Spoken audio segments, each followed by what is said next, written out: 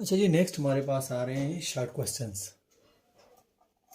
ठीक है, short question में पहला शॉर्ट क्वेश्चन है हमारे पास, which line of defence act last in immune responses list as component. जो ज्यादा इम्यून सिस्टम में जिस लाइन ऑफ डिफेंस का रोल है वो कौन सा है और उसके कंपोनेंट कौन से हैं। तो इसमें हमारे पास आ रहे हैं third line of defence. Third line of defence जो है ये ज़्यादा वक्त होता है, ये स्पेसिफिक होता है, ठीक है, और ये स्ट्रांगर होता है। जो फर्स्ट लाइन और सेकंड लाइन ऑफ डिफेंस के मुकाबले में ये ज़्यादा वक्त भी होता है, स्ट्रांगर भी होता है, ठीक है, और स्पेसिफिक भी होता है। तो थर्ड लाइन ऑफ डिफेंस एक last in immune responses, first recognise pathogen, then can give specific response to each type of pathogen. इस कंपोनेंट में हमारे पास टू टाइप्स के कंपोनेंट हैं, एक टी सेल आते हैं और एक बी सेल आते हैं। जो टी सेल हैं वो हमारे पास दो तरह के हो सकते हैं, यानी बहुत से हैं। यहाँ हम दो टाइप डिस्कस करेंगे, टी हेल्पर सेल और साइटोटॉक्सिक टी सेल। इस तरह CD4 है, CD8 है, CD45 है, 20, यानी बहुत सारे आ रहे हैं, लेकिन इस लेवल तक हमने सिर्फ और सिर्फ ये कहना है कि टी सेल और बी सेल, टी सेल और बी सेल, ठीक है। इसके बाद जो बी सेल है उसमें हमारे पास एंटीबॉडीज वगैरह आते हैं, न्यूट्रोफिल, जीनोफिल वगैरह, ठीक है। क्वेश्चन सेकंड है, which line of defence is or not concern with recognition of pathogen intruder. ठीक है, इसमें कौन सी रिकग्निशन नहीं करती, कौन सी लाइन ऑफ डिफेंस है। तो वो फर्स्ट लाइन ऑफ डिफेंस है, वो ब्लाइंडली जो भी पैथोजन आते हैं उसको रिकग्नाइज किए बगैर के ये कौन सा वायरस है, बैक्टीरिया है, ठीक है, जो भी है, जो भी वायरस से कोई ऑर्गेनिज्म अटैक करते हैं उसको किल करते हैं। ये नहीं देखते कि कौन सा है, मतलब कोई रिकग्निशन का कोई सिस्टम इसमें नहीं होता। बस जो भी वायर आते हैं उन्हें तलवार पकड़ी हुई होती है उसको आगे से किल कर लेते हैं, ठीक है, आंखें बंद करके। कोई रिकग्निशन नहीं होती, कोई पहचान वगैरह नहीं होती। तो first line of defence, fight and kill the pathogen without recognition, it is an innate immune response.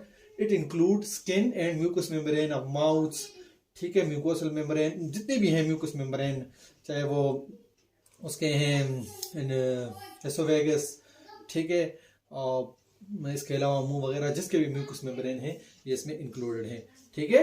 Number third है, some harmful chemical can make you sick but chemical not include in the list of pathogen. ये chemical भी हमें बीमार तो करते हैं, लेकिन इसको पैथोजन की लिस्ट में क्यों इंक्लूड नहीं किया गया हुआ।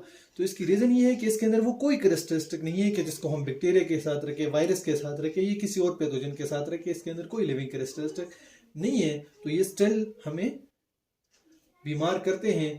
तो इसको हम किसी के साथ नहीं रख सकते, क्योंकि इसके अंदर कोई लिविंग कैरेक्टरिस्टिक नहीं होती।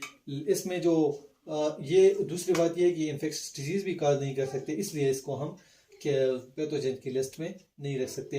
इट इंक्लूड लीड, आर्सेनिक, इसमें बहुत सारे केमिकल हैं, लेड और आर्सेनिक और भी बहुत सारे हैं, लेकिन यहाँ हम दो एग्जांपल ले रहे हैं, लीड और आर्सेनिक। ये हमारे पास शॉर्ट क्वेश्चन नंबर थर्ड था। अब short question number fourth. Question number 4 में हमारे पास आ रहे हैं, adaptive immune response increases with the time. कहने कि एडाप्टिव इम्यून रिस्पॉन्स जो है ये टाइम के साथ क्यों इंक्रीज हो रहे हैं, ठीक है। तो जाहिर बात है कि इनिशियली जब कोई नया बंदा आता है तो उसको रिकग्नाइज करेंगे, उसके रिकग्निशन पे, उसको पहचानने पे टाइम लगेगा। एक दफ़ा उसको पहचाना, जब दूसरी दफ़ा उससे मिलेंगे तो उससे मिलने में भी आसानी होगी और अच्छे तरीके से उसको हम ट्रीट भी कर सकेंगे। तो इसी तरह एडाप्टिव इम्यून रिस्पांस का भी यही हाल है कि जब पहली दफ़ा कोई पैथोजन, कोई जरासीम अटैक करते हैं तो इम्यून रिस्पांस उसको रिकग्नाइज करता है, ठीक है, उस रिकग्निशन पे टाइम लगता है। एक दफ़ा जब उसकी पहचान हो जाती है तो फिर वो आसानी से इनकाउंटर कर सकते हैं, और वो खुद से, आर्मी खुद को पहले से तैयार रखती है। जैसे ही वो पैथोजन वगैरह जो है वो जिस्म में इंटर हो जाते हैं तो वो स्ट्रांगली पहले से, क्योंकि वो तैयार होते हैं, तो वो फिर अच्छे तरीके से उसको रिस्पॉन्स करते हैं, ठीक है। जब दूसरी दफ़ा उसके साथ सामना होता है, पहली दफ़ा सामना होता है तो वो रिस्पॉन्स नहीं होता, ठीक है, उस पर थोड़ा टाइम लगता है डेवलप पे, तो वो इतने तैयारी के साथ नहीं होते, ठीक है। जब एक दफ़ा उनके साथ आमना सामना हो जाता है, दूसरी दफ़ा उसके आने से पहले पहले वो आर्मी खुद को इतना ज़बरदस्त तैयार कर लेती है कि जब वो आती हैं तो वो पहले से तैयार हुई होती हैं कि उनको बहुत ही अच्छे तरीके से फिर वो रिस्पॉन्ड कर सकती है। तो adaptive immune response increases because of the development of, इसमें ये भी होता है कि मेमोरी सेल डेवलप होती है। इसका मतलब ये है कि मैं कोई किसी नाशना आदमी के साथ मिला हूँ, ठीक है, जब पहली दफ़ा मिलता हूँ तो उनके साथ वो नहीं होती, लेकिन जब एक दफ़ा मैं किसी बंदे को देख लेता हूँ तो मेरी एक मेमोरी डेवलप हो जाती है, मेरे दिमाग में वो आ जाता है, ठीक है। जब दूसरी बार मिलता हूँ मैं उसको पहचान लेता हूँ कि हाँ इसमें इस बंदे के साथ मिला होता हूँ। तो मेमोरी भी यही होती है कि जब पहली दफ़ा कोई पैथोजन वगैरह अटैक करते हैं तो ये डेवलप हो जाती है, उसको पहचान देती है। ये मेमोरी बी सेल जो है ये अंदर मौजूद होते हैं।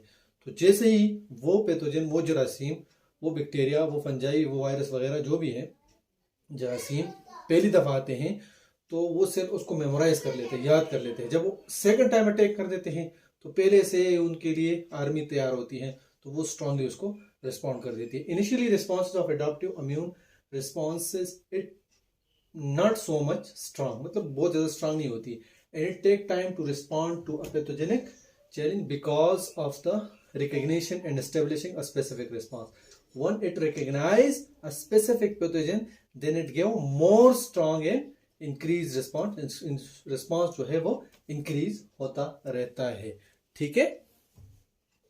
Question number 5 and last question है, people throughout the world have become focused on improving immune system from March 2022. Why?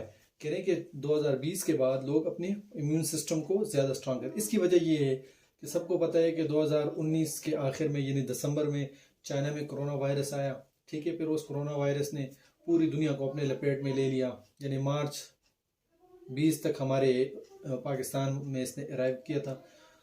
तो उस दौरान किसी के पास इसकी ट्रीटमेंट नहीं थी, उसने बहुत सारे पूरी दुनिया को तकरीबन अपनी लपेट में ले लिया था, बहुत तेज़ी से फैल रहा था, लोग उससे मर रहे थे, ठीक है। तो कोई इलाज इसका नहीं था, लोग इसकी इलाज ढूंढ रहे थे, क्योंकि इलाज ढूंढने पे टाइम लगता है।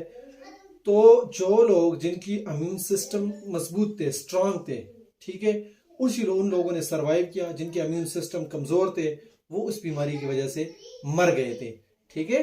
तो इस वजह से फिर लोगों ने ये कहा कि इस तरह खुदा ना खास्ता अगर फिर कोई इसी तरह की बीमारी आई, अगर हमारा इम्यून सिस्टम स्ट्रांग हुआ, मजबूत हुआ, तो हम उसका मुकाबला कर सकेंगे, मतलब हम सरवाइव कर सकेंगे, जिंदा रह सकेंगे।